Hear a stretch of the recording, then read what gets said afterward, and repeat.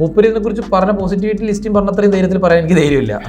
പക്ഷേ ഞാൻ പറഞ്ഞത് അത്രയ്ക്ക് മൂപ്പർക്ക് സിനിമ വർക്കായി എന്നുള്ളതാണ്. പൃഥ്വിരാജിന്റെ നമ്പർ എൻ്റെ കയ്യിലുണ്ടായിരുന്നു. അപ്പോൾ ഞാൻ മൂപ്പർക്ക് ട്രെയിലർ അയച്ചു കൊടുത്ത്, രാജോട്ട ഇതെൻ്റെ രണ്ടാമത്തെ സിനിമയാണെന്ന് പറഞ്ഞപ്പോൾ മൂപ്പര് ആ മിനിറ്റിൽ ആ സെക്കൻഡിൽ എനിക്ക് റിപ്ലൈ തന്നു.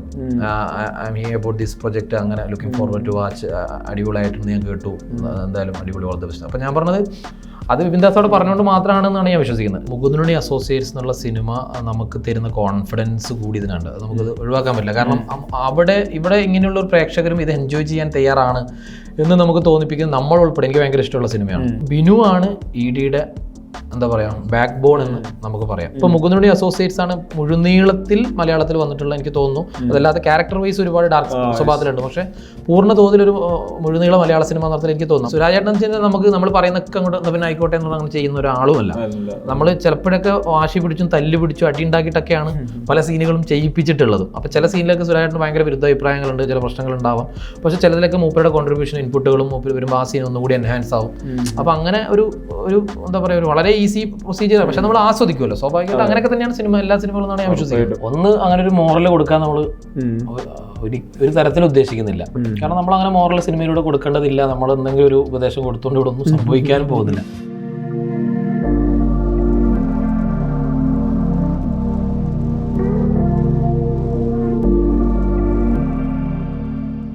ദ ക്യൂ ഷോ ടൈമിൽ അമീർ, വെൽക്കം. Thank you. ഈ പ്രീ റിലീസിൽ ഏറ്റവും കൂടുതൽ ED ഡിസ്കഷൻ ആവുന്ന കൂട്ടത്തിൽ വന്ന ഒരു ഹൈപ്പായിരുന്നു ലിസ്റ്റിന്റെ സ്റ്റേറ്റ്മെന്റ്. വിപിൻ ദാസ് പടം കണ്ടു കഴിഞ്ഞിട്ട് പറഞ്ഞൊരു സ്റ്റേറ്റ്മെന്റ് ഭയങ്കര രസമായിരുന്നു. പൃഥ്വി വിളിച്ച് പറയുന്നു, ഈ പടം വർക്ക് കളിക്കുന്നതിന്റെ അടുത്ത പടത്തിന് സന്തോഷ് ട്രോഫിയുടെ സാലറി 10 ലക്ഷം കുറച്ചേക്ക്. ഈ ശരിക്കും അത് വേറൊരു മേക്കർ ഒരു പടത്തെ പറ്റി പറയുന്നതിൽ ഭയങ്കര രസമുള്ളൊരു വാല്യൂ ഉണ്ട്. അതൊരു പ്രൊഡ്യൂസർ സ്വന്തം പടമാണെങ്കിൽ കൂടി ഇതൊരു പബ്ലിക് സ്പേസിൽ പറയുമ്പോൾ ആളുകൾക്ക് ഓട്ടോമാറ്റിക് ജനറേറ്റ് ചെയ്യുന്ന ഒരു ഹൈപ്പ് ഉണ്ട് അവിടെ. എന്നാ അതിന്റെ ശരിക്കും അതിന്റെ ഒരു പരിപാടി അത് എന്നാ ഈ ഒരു ലിസ്റ്റും പറയുന്നതിന് മുന്നേ തന്നെ ആമിർ അറിഞ്ഞിരുന്നു? ഞാനത് അറിഞ്ഞിരുന്നു. ഞാൻ അറിഞ്ഞിരുന്നു. ലിസ്റ്റിന് അറിയുന്നതിന് മുമ്പേ ഞാനിത് അറിഞ്ഞിരുന്നു. ലിസ്റ്റിന്റെ അടുത്ത് സംസാരിക്കുന്നതിന് മുമ്പ്, കാരണം എൻ്റെ കൂടെ ഇരുന്നിട്ടാണ് മൂപ്പരെ സിനിമ കാണുന്നത്. ഞാൻ വാഴയുടെ ലൊക്കേഷനിൽ വെച്ചിട്ട് വിപിൻ്റെ അടുത്ത പരിപാടി എന്താണെന്ന് ചോദിക്കും. വിപിൻ ദാസിൻ്റെ അടുത്ത് ഞാൻ പറഞ്ഞു എന്താണെന്ന് പറയണം, ഇത് അടിപൊളി പരിപാടിയാണല്ലോ, പിന്നെ എപ്പോഴാണ് എങ്ങനെയാണെന്നൊക്കെ ചോദിച്ചാൽ തുടങ്ങും ഇങ്ങനെ കാര്യങ്ങളൊക്കെ പറഞ്ഞു. അപ്പോൾ അതിനുശേഷം അങ്കിത് മേനോനാണ് മ്യൂസിക്, ഗുരുവായൂരമ്പലയുടെയും അല്ലെങ്കിൽ ജയ വാഴയൊക്കെ ചെയ്ത്. അപ്പോൾ അവർ തമ്മിൽ നല്ല സിങ്കാണ്, ഒരുമിച്ച് 3 സിനിമകൾ വർക്ക് ചെയ്ത്. അപ്പോൾ അങ്കിതും വിപിൻ്റെ അടുത്ത് ഈ സിനിമയെ കുറിച്ച് സംസാരിച്ചിട്ടുണ്ട്. അപ്പോൾ എൻ്റെ അടുത്ത് പറഞ്ഞു, ബ്രോ എനിക്ക് മൂപ്പര് അങ്ങനെ ആരുടെയും സിനിമ പോയിട്ട് അങ്ങനെ കണ്ട അഭിപ്രായം പറഞ്ഞ നാളൊന്നും അല്ല, ആ ബന്ധങ്ങൾ കൊണ്ട് മാത്രം മൂപ്പര് വരുന്നു. അപ്പോൾ ഞാൻ മൂപ്പര് അങ്ങോട്ട് വിളിക്കുകയാണ്, ബ്രോ നാളെ ഒന്ന് വന്നിട്ടൊന്ന് കണ്ടിട്ട് എന്തെങ്കിലും നിങ്ങൾക്ക് എന്തെങ്കിലും തോന്നുന്നുണ്ടെങ്കിൽ അത് പറഞ്ഞാൽ നമുക്ക് അതിന് മുമ്പ് സെറ്റിൽ ചെയ്യാമല്ലോ. മൂപ്പര് ഇപ്പോൾ അങ്ങനെ ഒരു തിയേറ്ററിക്കലി ഭയങ്കരമായിട്ട് വിജയിച്ച് നിൽക്കുന്ന ഒരാളും മറിച്ച് ഭയങ്കര ജഡ്ജ്മെന്റ് ആ ഏരിയയിലുള്ള ഒരു മനുഷ്യനുമാണ്. അപ്പോൾ ഞാൻ അങ്ങനെ കണ്ട് മൂപ്പര് വന്ന് കണ്ടിട്ട് മൂപ്പരോട് പറഞ്ഞു, എനിക്ക് എവിടെയെങ്കിലും ലാഗ് അടിക്കണം, ഞാൻ മൊബൈൽ എടുക്കും, അല്ലെങ്കിൽ മൊബൈൽ അസുഖമുള്ള ഒരു മനുഷ്യനാണ്. അപ്പോൾ മൂപ്പര് കണ്ടിട്ട്, പക്ഷേ മൂപ്പര് ഇതിനെ കുറിച്ച് പറഞ്ഞ പോസിറ്റിവിറ്റി ലിസ്റ്റും പറഞ്ഞ അത്രയും ധൈര്യത്തിൽ പറയാൻ എനിക്ക് ധൈര്യമില്ല. പക്ഷേ ഞാൻ പറഞ്ഞത് അത്രയ്ക്ക് മൂപ്പർക്ക് ഈ സിനിമ വർക്കായി എന്നുള്ളതാണ്. മൂപ്പർക്ക് വർക്കാവുന്ന മൂപ്പര് കഴിഞ്ഞ് പൃഥ്വിരാജ് രാജോട്ട് മെസ്സേജ് അയക്കുന്നു, വേറെ കുറേ ആൾക്കാരോട് പറയുന്നു എന്നുള്ളതാണ്. മൂപ്പരുണ്ടാക്കിയൊരു വലിപ്പം ഇതിന് സ്വാഭാവികമായിട്ടും ഗുണം ചെയ്തിട്ടുണ്ട് മാർക്കറ്റിംഗ് ഏരിയയിൽ. ഞാൻ പറഞ്ഞു, അപ്പോൾ ഞാൻ എന്നിട്ട് എനിക്ക് പൃഥ്വിരാജിൻ്റെ നമ്പർ എൻ്റെ കയ്യിലുണ്ടായിരുന്നു. അപ്പോൾ ഞാൻ മൂപ്പർക്ക് ട്രെയിലർ അയച്ചു കൊടുത്ത്, രാജോട്ട ഇതെൻ്റെ രണ്ടാമത്തെ സിനിമയാണെന്ന് പറഞ്ഞപ്പോൾ മൂപ്പര് ആ മിനിറ്റിൽ ആ സെക്കൻഡിൽ എനിക്ക് റിപ്ലൈ തന്നു. I am here about this project, അങ്ങനെ ലുക്കിംഗ് ഫോർവേഡ് ടു വാച്ച്, അടിപൊളിയായിട്ടുണ്ട്, ഞാൻ കേട്ടു, എന്തായാലും അടിപൊളി, ഓൾ ദ ബെസ്റ്റ്. അപ്പോൾ ഞാൻ പറഞ്ഞത് അത് വിപിൻ ദാസോട് പറഞ്ഞുകൊണ്ട് മാത്രമാണെന്നാണ് ഞാൻ വിശ്വസിക്കുന്നത്. കാരണം പൃഥ്വിരാജ് സിനിമ കണ്ടിട്ടില്ല, പക്ഷെ കണ്ട ഒരാൾ അതിനെക്കുറിച്ച് അത്രയും ആദരാതെ സംസാരിക്കുന്നതിൻ്റെ ബാക്കിയായിട്ടാണ് അത് കിട്ടിയിട്ടുള്ളത്. അപ്പോൾ വിപിൻ ദാസ് എന്നുള്ള മനുഷ്യൻ എൻ്റെ അടുത്ത് പറയുന്നതെന്ന് വെച്ച് കഴിഞ്ഞാൽ, നമ്മൾ ഈ കാലഘട്ടത്തിൽ പറയേണ്ട സബ്ജക്റ്റാണ്, അത് ഏറ്റവും നന്നായി, നീ എൻ്റെ അടുത്ത് ഇത് പ്രൊഡ്യൂസ് ചെയ്യാൻ വന്നില്ലല്ലോ എന്ന പരാതി കൂടി മൂപ്പര് അതിൽ പറഞ്ഞു. ഭയങ്കര സന്തോഷമാണ്. കാരണം നമ്മുടെ കൂടെ നമ്മൾ ആഗ്രഹിക്കുന്ന പോലത്തെ സിനിമകൾ എടുക്കുന്ന ഒരു മനുഷ്യൻ നമ്മളോട് ഇത് പറയുന്നു എന്നുള്ളത്. എനിക്ക് തോന്നുന്നു ഈ ക്യാരക്ടറാണ് ഇതിൻ്റെ ഹുക്ക്. ഇപ്പോൾ ഞാൻ ഫസ്റ്റ് ട്രെയിലർ കാണുമ്പോൾ എനിക്ക് ഈ രാജ്കുമാർ ഹിറാനി സിനിമകളിലൊക്കെയുള്ള ഈ ക്യാരക്ടർ പ്ലേ ഉണ്ടല്ലോ എപ്പോഴും. ഇപ്പോൾ സിനിമ ആസ് എ ടോട്ടാലിറ്റിയിൽ നമ്മൾ എൻ്റർ ആവുന്നത് തിയേറ്ററിൽ കയറുമ്പോൾ, പക്ഷെ അതിന് മുന്നേ നമ്മളെ കൊണ്ടുപോകുന്ന ക്യാരക്ടറാണ്. ഒരു വരി നിൽക്കാനോ ബുക്ക് മൈ ഷോയിൽ ബുക്ക് ചെയ്യാനോ തിയേറ്ററിൽ കയറാനോ, ഒരു ക്യാരക്ടറിലെ ഒരു സിനിമ തന്നെ നമ്മളെ ഭയങ്കരമായിട്ട് എക്സൈറ്റ് ചെയ്യിപ്പിക്കുന്നു. സുരാജ് വെഞ്ഞാറമൂടിനെ ഈ പ്രധാനപ്പെട്ട കഥാപാത്രമായിട്ട് കാസ്റ്റ് ചെയ്യുന്നു. ഈ ക്യാരക്ടറിനെ പറ്റി എന്താ പറയാല്ലേ? ക്യാരക്ടർ എനിക്ക് തോന്നുന്നു ഈ ഒരു ബിനു എന്ന് പറയുന്ന ക്യാരക്ടറിലേക്ക് മറ്റെല്ലാ ഈ ഒരു കുടുംബത്തിനകത്ത് നടക്കുന്ന കഥയാണ് ബേസിക്കലി. അപ്പോൾ അതിനകത്ത് ഈ ബിനു എന്ന് പറയുന്ന ഒരു ക്യാരക്ടറിനെ നമ്മൾ എങ്ങനെ പ്ലേസ് ചെയ്യുന്നു, അയാളുടെ ഇമോഷൻ വേരിയേഷൻസ്, ക്യാരക്ടർ ആർക്ക്, ഇയാൾ റിയാക്ട് ചെയ്യുന്നതിനനുസരിച്ചാണ് മറ്റുള്ള എല്ലാ ആൾക്കാർക്കും അങ്ങനെയാണ് നമ്മൾ ഓരോ ക്യാരക്ടേഴ്സിൻ്റെയും പ്ലേസ് നടത്തുന്നത്. ഒരു അച്ഛൻ, അമ്മ, മകൻ, മകൾ, അളിയൻ, അങ്ങനെയുള്ളൊരു ഫാമിലി സ്ട്രക്ചറിനകത്താണ് ഈ കഥ നടക്കുന്നത്. അപ്പോൾ ഇമോഷണലി ഭയങ്കരമായിട്ട് അപ്പ് ആൻഡ് ഡൗൺസ് സംഭവിക്കുന്ന സിറ്റുവേഷണലി അതിനെ എങ്ങനെയായിരിക്കും ഇയാൾ റിയാക്ട് ചെയ്യുക എന്ന് നമുക്കൊരു അൺപ്രഡിക്റ്റബിൾ ആയിട്ടുള്ളൊരു സ്വഭാവം കൊണ്ട് നടക്കുന്ന ഒരാളായിട്ടാണ് ഈ ബിനു എന്ന് പറയുന്ന ക്യാരക്ടർ ഉള്ളത്. അപ്പോൾ സുരാജേട്ടനെ സംബന്ധിച്ചിടത്തോളം എനിക്ക് തോന്നുന്നു നമ്മളിതിപ്പം അവകാശവാദങ്ങൾ ഭയങ്കര ബോറായി പോകും. പക്ഷെ എന്നാൽ പോലും എനിക്ക് തോന്നുന്നു സുരാജേട്ടൻ കഴിഞ്ഞ കുറേ കാലമായിട്ട് ഇപ്പോൾ ഈ വർഷം സുരാജേട്ടൻ ചെയ്തിട്ടുള്ള നല്ല ക്യാരക്ടേഴ്സ് ഉണ്ട്. അഡിഗോസ് അമിഗോസ് ആണെങ്കിലും ഒരുപാട് ക്യാരക്ടേഴ്സ് ഉണ്ട്. അപ്പോൾ നേരത്തെ ഇങ്ങനെ നമ്മുടെ പ്രസ് മീറ്റിൻ്റെ ഇടയിലും പറഞ്ഞു. അപ്പോൾ ഞാൻ പറഞ്ഞു ഈ ഒരു ക്യാരക്ടർ ബിനു എന്നൊരു ക്യാരക്ടർ സുരാജേട്ടൻ ഇതുവരെ ചെയ്തതിൽ നിന്നും വ്യത്യസ്തമായ, അപ്പോൾ ഒന്നാമത് ഡാർക്ക് ഹ്യൂമർ സിനിമ ആയതുകൊണ്ട് ഡാർക്ക് ഹ്യൂമർ സിനിമയിലെ നായകനായിരിക്കും സ്വാഭാവികമായിട്ടും. ഇപ്പോൾ നേരത്തെ ബ്രോ പറഞ്ഞതുപോലെ എന്തുകൊണ്ട് ഈ ക്യാരക്ടർ ഓറിയൻറ്റഡ്, ഒന്നും നമുക്ക് സബ്ജക്റ്റ് ആവാം, അല്ലെങ്കിൽ നമുക്കൊരു ക്യാരക്ടറിനെ പോയിന്റ് ഔട്ട് ചെയ്യാം. നമ്മുടെ ഇതിൽ സബ്ജക്റ്റിന് ഈ ക്യാരക്ടറിനോടൊന്നും തന്നെ തുല്യ പ്രാധാന്യം ഉണ്ട്. പക്ഷെ ആ ലെയർ ഇതിൻ്റെ ഓൾ സിനിമയിലാണ് നമുക്കത് കിട്ടുക. അപ്പോൾ ഇയാളാണ് ഇതിനെ ലീഡ് ചെയ്ത് കൊണ്ടുപോകുന്നത്. ഇയാൾ ഡൗൺ ആവുമ്പോൾ, ഇയാൾ സ്പീഡാവുമ്പോൾ, ഇയാളൊന്ന് മന്ദഗതിയിലാവുമ്പോഴൊക്കെ സിനിമയുടെ പേസിനും സ്വാഭാവികമായിട്ടും ആ ഒരു മറ്റ് ക്യാരക്ടറുകൾക്ക് സംഭവിക്കുന്ന പോലെ തന്നെ വ്യതിയാനങ്ങൾ സിനിമക്കും സംഭവിക്കുന്നുണ്ട്. അപ്പോൾ ബിനു ആണ് ഇഡിയുടെ എന്താ പറയുക ബാക്ക് ബോൺ എന്ന് നമുക്ക് പറയാം. ഈ ബാക്ക് ബോൺ പറയുന്നു, ഡാർക്ക് ഹ്യൂമർ പറയുന്നു.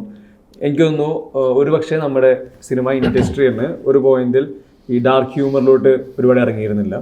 അവിടെ നിന്ന് ഗ്രേ ഷെയ്ഡിലെ ക്യാരക്ടേഴ്സ് വരുന്നുണ്ട്. മുകുന്ദൻ്റെ വരുമ്പോഴത്തേക്ക് എൻ്റെ ഒരു ബ്ലാക്ക് ആയിട്ടുള്ള ക്യാരക്ടർ വരുന്നുണ്ട്. ഈ ഗ്രേ ബ്ലാക്ക് ഒക്കെ കോമൺ ഓഡിയൻസിനുള്ള ഡിസ്കഷൻ ആവുന്നു. ഇവർക്കൊരു ഓറിയന്റേഷൻ കിട്ടുന്നുണ്ട്. ഇപ്പോൾ മുകുന്ദൻ്റെ വരുമ്പോൾ അതിൻ്റെ സിമിലർ ആയിട്ടുള്ള മറ്റു പടങ്ങൾ ആളുകൾ ഡിസ്കസ് ചെയ്യുന്നു, ഇവർ കാണുന്നു, ഇവർ അതിലോട്ട് അഡാപ്റ്റ് ആവുന്നു. ഡാർക്ക് ഹ്യൂമർ സിറ്റുവേഷൻ എങ്ങനെയാണ്, ഇപ്പോൾ ഒരു മരണം വരെ എങ്ങനെ ഡാർക്ക് ഹ്യൂമർ കൊണ്ടുവരാം, ഇത് ആദ്യം ചിലപ്പോൾ ആക്സെപ്റ്റ് ചെയ്യാൻ പറ്റിയെന്ന് വരില്ല. പിന്നെ ഇതിൻ്റെ പാർട്ടായിട്ട് ആളുകൾ ഇതൊക്കെ എൻജോയ് ചെയ്യുന്നുണ്ട്, മനസ്സിലാവുന്നുണ്ട്. ഓഡിയൻസ് കുറച്ചും കൂടെ ഓർഗനൈസ്ഡ് ആണ്, ഓറിയന്റഡ് ആണ്. അവരുള്ളൊരു സിനിമ കൊണ്ടുവരുമ്പോൾ പ്രത്യേകിച്ച് ഡാർക്ക് ഹ്യൂമർ പോലെ ഇതിൽ ഇപ്പോൾ എനിക്ക് തോന്നുന്നു ഇപ്പോൾ ഈ ജോണർ ഒരു കൈൻഡ് ഓഫ് എക്സ്പെരിമെന്റ് സ്വഭാവം ഉണ്ട്. ഇത് വർക്കൗട്ട് ആക്കി എടുക്കുക എന്നുള്ളതിൽ ഈ കോൺഫിഡൻസ് അതിൽ ആക്ച്വലി പാമീർ എന്ന മേക്കർ, ഇപ്പോൾ സുരാജ് ഏട്ടൻ, ലിസ്റ്റിംഗ് പ്രൊഡക്ഷൻ സൈഡ്, ഇതിനൊക്കെ അപ്പുറം ഓഡിയൻസ് എന്നുള്ളത് ഇവർക്കിത് കിട്ടും, ഇവർക്കിത് കണക്ട് ആവും. അങ്ങനെ ഒരു ജഡ്ജ്മെന്റ് കോൾ തുടക്കം മുതലേ ഉണ്ടായിരുന്നു. അത് ഇപ്പോൾ ബ്രോ പറഞ്ഞ സിനിമയുടെ ഇപ്പം മുകുന്ദനുണ്ണി അസോസിയേറ്റ്സ് എന്നുള്ള സിനിമ നമുക്ക് തരുന്ന കോൺഫിഡൻസ് കൂടി ഇതിനുണ്ട്. അത് നമുക്കത് ഒഴിവാക്കാൻ പറ്റില്ല. കാരണം ഇവിടെ ഇങ്ങനെയുള്ള ഒരു പ്രേക്ഷകരും ഇത് എൻജോയ് ചെയ്യാൻ തയ്യാറാണ് എന്ന് നമുക്ക് തോന്നിപ്പിക്കുന്നത് നമ്മൾ ഉൾപ്പെടെ, എനിക്ക് ഭയങ്കര ഇഷ്ടമുള്ള സിനിമയാണ്, നമ്മൾ ഉൾപ്പെടെ അതിന് തയ്യാറാവും. ഈവൻ സുരാജേട്ടൻ അതിലൊരു പ്രധാന കഥാപാത്രം അവതരിപ്പിച്ചു. സുരാജേട്ടൻ്റെ ക്യാരക്ടർ മരിച്ചു വീഴുമ്പോൾ നമ്മൾ ചിരിക്കുകയാണ് ചെയ്തത്. ഇപ്പം ഞാൻ പറഞ്ഞത് ഒരാൾ മരിക്കുമ്പോൾ നമുക്ക് ചിരിക്കാൻ പറ്റുന്നുണ്ട് എങ്കിൽ അവിടെ ഒരു സക്സസ് മേക്കിങ്ങിലുണ്ട് എന്നുള്ളതാണ്. അപ്പോൾ അങ്ങനെ നോക്കുമ്പോൾ ഈടിക്കും ഒരു പക്ഷേ നമുക്ക് ഇപ്പോൾ മുകുന്ദനുണ്ണി അസോസിയേറ്റ്സ് ആണ് മുഴുനീളത്തിൽ മലയാളത്തിൽ വന്നിട്ടുള്ള, എനിക്ക് തോന്നുന്നു. അതല്ലാതെ ക്യാരക്ടർ വൈസ് ഒരുപാട് ഡാർക്ക് സ്വഭാവത്തിലുണ്ട്. പക്ഷേ പൂർണ്ണ തോതിലൊരു മുഴുനീള മലയാള സിനിമ നടത്തൽ എനിക്ക് തോന്നുന്നു നമ്മൾ കണ്ടു തുടങ്ങിയ ശേഷം. പണ്ടൊക്കെ ചിലപ്പോൾ ഇതിനേക്കാളും സിനിമകൾ ഉണ്ടായിട്ടുണ്ടാവാം. അപ്പോൾ ആ ജോണറിലേക്ക് നമുക്ക് എടുത്തു വെക്കാൻ പറ്റുന്ന ഒരു സിനിമയാണ് ഇടി. പക്ഷെ കുറച്ചുകൂടി കൊമേഴ്ഷ്യലി വയബിളായിട്ട് കുറച്ചുകൂടി നമുക്ക് എൻ്റർടൈൻമെൻറ്റ് എലമെൻറ്റുകൾ കൂടുതലുണ്ട് എന്നാണ് എൻ്റെ ഒരു പ്രതീക്ഷ. അപ്പോൾ ഒരു കമ്പാരിസന് വേണ്ടി പറയല്ല, മറിച്ച് അങ്ങനെ ആ തരം പ്രേക്ഷകരെ കൂടി തൃപ്തിപ്പെടുത്തുന്നു. ഇപ്പോൾ അത് നമുക്കൊരു ഏജ് ഗ്രൂപ്പ് വെക്കുകയാണെങ്കിൽ ഒരു 18 to 30 അല്ലെങ്കിൽ 35 ഒക്കെ ആൾക്കാർക്കായിരിക്കും പെട്ടെന്ന് കുറച്ചും കൂടി ഒന്ന് കണക്റ്റ് ആവുക. ഇത് പക്ഷേ ഞാൻ ഈ പറഞ്ഞ ഏജ് ഗ്രൂപ്പ് പ്ലസ് ഒരു 40+ ഉള്ള ആൾക്കാർക്കും കണക്റ്റ് ആവുന്ന രീതിയിലാണ് ഇതിൻ്റെ ബേസ് സിനിമയുടെ കഥ പരിസരങ്ങൾ നമ്മൾ സെറ്റ് ചെയ്തിട്ടുള്ളത്. കാരണം അച്ഛൻ, അമ്മ എന്ന് പറയുന്ന സുരാജേട്ടൻ്റെ ക്യാരക്ടറിനോളം തന്നെ പ്രാധാന്യമുള്ള, സുരാജേട്ടൻ്റെ ക്യാരക്ടറിനുള്ള സീനുകളെക്കാളുമോ അതോടൊപ്പമോ സീനുകളുള്ള ഒരു സിനിമ കൂടിയാണ്. അച്ഛൻ, അമ്മ എന്ന കൺസെപ്റ്റ് നമ്മൾ കണ്ട് ശീലിച്ച കൺസെപ്റ്റുകൾക്ക് അപ്പുറത്താണ് നമ്മളിതിനെ ട്രീറ്റ് ചെയ്തിട്ടുള്ളത്. എന്താണ് അമ്മ, എന്താണ് അച്ഛൻ, അത് റിവീൽ ചെയ്യാൻ പറ്റാത്തതുകൊണ്ടാണ്. അപ്പോൾ അതിൽ ഒക്കെയും ഇപ്പം സുരാജേട്ടൻ്റെ പറഞ്ഞ പോലെ തന്നെ സുധീർ കരമന എന്നുള്ള ആക്ടറെ ഏറ്റവും നന്നായിട്ട് എനിക്ക് ഉപയോഗിക്കാൻ പറ്റിയെന്നുള്ള ഒരു അഭിമാനം എനിക്കുണ്ട്. ഇപ്പോൾ വിനയ പ്രസാദ് ചേച്ചിയാണെങ്കിലും. അപ്പോൾ നമുക്ക് ഇങ്ങനെ ഒരു ഫാമിലിക്കകത്ത് ഒരു അച്ഛൻ അല്ലെങ്കിൽ അമ്മ ഇങ്ങനെയൊക്കെ ഉണ്ടാവുമോ, അല്ലെങ്കിൽ നമ്മൾ കണ്ടു പരിചയിച്ചില്ല ഇപ്പോൾ ഒരു ബന്ധം, ഇപ്പോൾ എൻ്റെയോ നിങ്ങളുടെയോ അല്ലെങ്കിൽ നമുക്ക് ചുറ്റുപാടുള്ള ഒരു അച്ഛനും അമ്മയും മക്കളും തമ്മിലുള്ള ബന്ധം, അവരൊരു സ്ഥലത്തെത്തിയിട്ട് ഒരു 10 സെൻറ്റ് സ്ഥലത്തിൻ്റെ ഇഷ്യൂ വരുമ്പോൾ നമുക്കറിയാം എവിടെയാണ് മനുഷ്യൻ നിൽക്കുന്നുള്ളത് എന്നുള്ളത്, ബന്ധങ്ങൾക്ക് എത്രത്തോളം ഉണ്ട്. ഞാൻ പറഞ്ഞ എല്ലാവരും എന്നല്ല കേട്ടോ, അടിച്ച് ആക്ഷേപിക്കുന്നൊന്നുമല്ല. പക്ഷെ ഒരു 10 വേണ്ട, 2 സെന്റ് സ്ഥലം എഴുതി കൊടുക്കുന്ന കാര്യം എത്തുമ്പോൾ നമുക്കറിയാം അച്ഛൻ എന്ത്, അമ്മ എന്ത്, മക്കൾ എന്ത്, എന്തിനാണ് വാല്യൂ എന്നുള്ളത് പലപ്പോഴും നമ്മൾ പല സ്ഥലങ്ങളിലും വാർത്തകളൊക്കെ ആയിട്ട് കാണാറുണ്ട്. അപ്പൊ ഞാൻ പറഞ്ഞു അത് പക്ഷെ നമ്മൾ കാണിക്കാൻ തയ്യാറാവാറില്ല. സൊസൈറ്റി നമ്മുടെ അതെ, നമ്മൾ നന്മമരം, നന്മ പരിപാടി. ഞാൻ പറഞ്ഞു അങ്ങനെ ഒരു നന്മ പരിപാടി എന്നെ എല്ലായിടങ്ങളിലും ആ നന്മ പരിപാടി ഉണ്ടോന്ന് വെച്ചില്ല. നമ്മൾ ഈ പഠിക്കുന്ന പാഠപുസ്തകം മുതൽ കാണുന്ന സിനിമ, കേൾക്കുന്ന കവിതകളിലൊക്കെ അമ്മ, ഉണ്ണി വിളി, ഇതൊക്കെയാണ് നമ്മൾ രജിസ്റ്റർ ആയി വരുന്നത്. ഇപ്പൊ നമ്മൾ ജയ ജയ എന്നുള്ള സിനിമക്കകത്ത് നമ്മൾ കാണുന്നുണ്ട്. ഞാൻ പറഞ്ഞ അവിടെ നമ്മൾ എല്ലാത്തരം ക്യാരക്ടേഴ്സിനെയും കണ്ടുപോകുന്നുണ്ട്. ഞാൻ പറഞ്ഞ അവിടെ ഭാര്യ ഭർത്താവ് തമ്മിലുള്ള ബന്ധം, ഭാര്യ ജയ എന്ന് പറയുന്ന ആളുടെ വിജയമാണല്ലോ സിനിമ, ഇന്ത്യയിൽ വാട്ടവർ സിനിമ അതുവരെ സംഭവിച്ചാണെങ്കിൽ. ഞാൻ പറഞ്ഞത് ആ കൈൻഡ് ഓഫ് ഒരു കുടുംബത്തിനകത്ത് കാണിക്കാൻ ആൾക്കാർ പുറത്തേക്ക് താല്പര്യമില്ലാത്ത എന്തൊക്കെയുണ്ടോ അതൊക്കെ ഇതിനകത്ത് നമ്മൾ കാണിക്കുന്നുണ്ട്.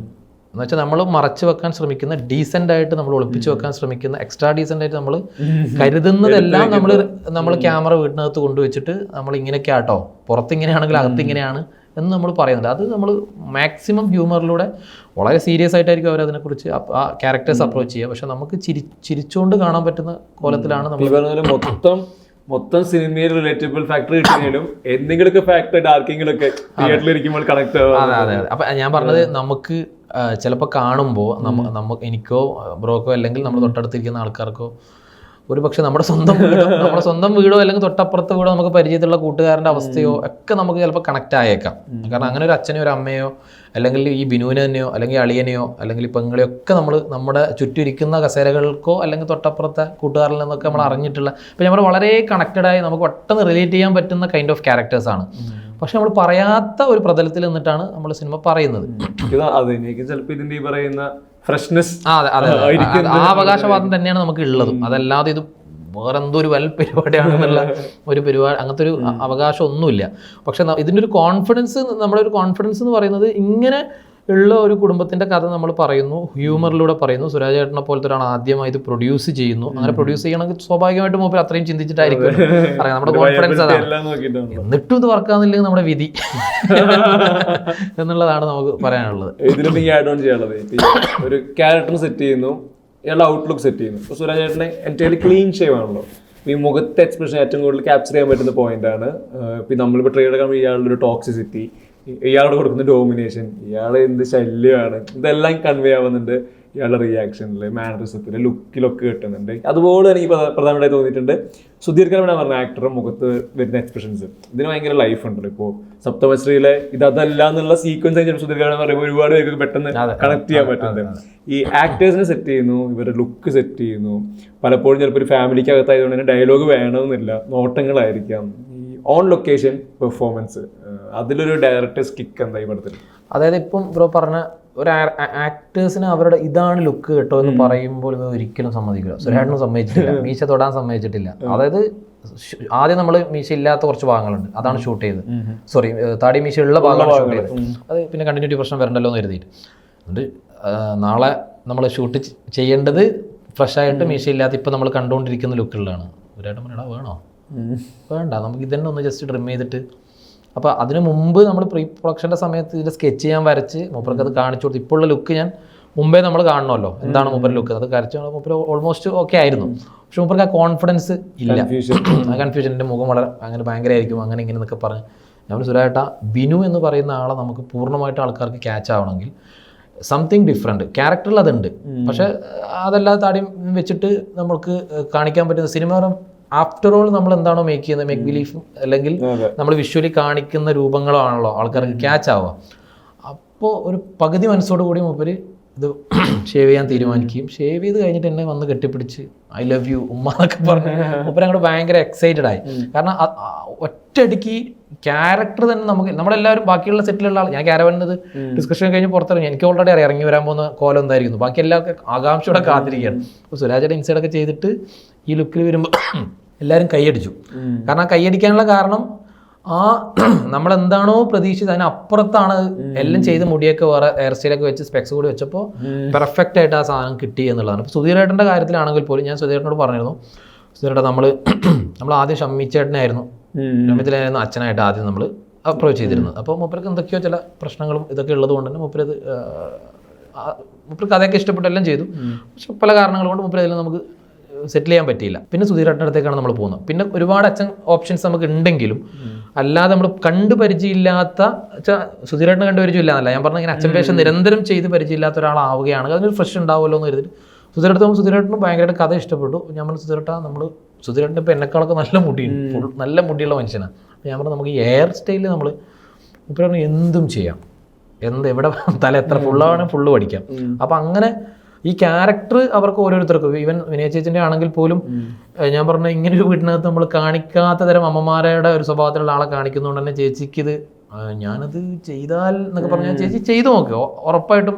അപ്പം ഞാൻ പറഞ്ഞു എല്ലാവരെയും ഇതിലേക്ക് ഇന്നാക്കുക എന്ന് പറയുന്നതാണ് ഏറ്റവും വലിയ പണി എല്ലാ അർത്ഥത്തിലും. ഇപ്പം ഡയറക്ടർ പിന്നെ സെറ്റിൽ വന്നേ നമുക്ക് ഇവരെ കഴിവ് അറിയാമല്ലോ, അത് പിന്നെ നമുക്ക് വളരെ എൻജോയ് ചെയ്ത് അപ്പോൾ പെർഫോമൻസ് വൈസ് നമുക്ക് സെറ്റാണ്. പക്ഷേ വെറും പെർഫോമൻസ് മാത്രമല്ലല്ലോ, നമ്മളൊരു ഡയറക്ടർ പോയിന്റ് ഓഫ് വ്യൂലും നമ്മൾ ടോട്ടാലിറ്റിയിലായിരിക്കും നമ്മൾ ആ സിനിമയെ നോക്കി കാണുക. അപ്പോൾ അതിൽ ലുക്ക് വരും, കോസ്റ്റ്യൂം വരും, എല്ലാ പരിപാടികളും വരും. അപ്പോൾ എല്ലാ എസ്തെറ്റിക് വാല്യൂകളും ഒരുമിച്ച് വരിക എന്ന് പറയുന്നത് നമ്മുടെ മാത്രം നിർബന്ധ ബുദ്ധിക്ക് അവർക്ക് ചിലപ്പോൾ അത് കിട്ടണമെന്ന് പോലും ഇല്ല. അവർ ചിലപ്പോൾ അത് എന്തിനിപ്പോൾ അതിൻ്റെയൊക്കെ ആവശ്യം നമുക്ക് ഇങ്ങനെ ആക്കിയാൽ പോരെന്ന് ചോദിക്കും.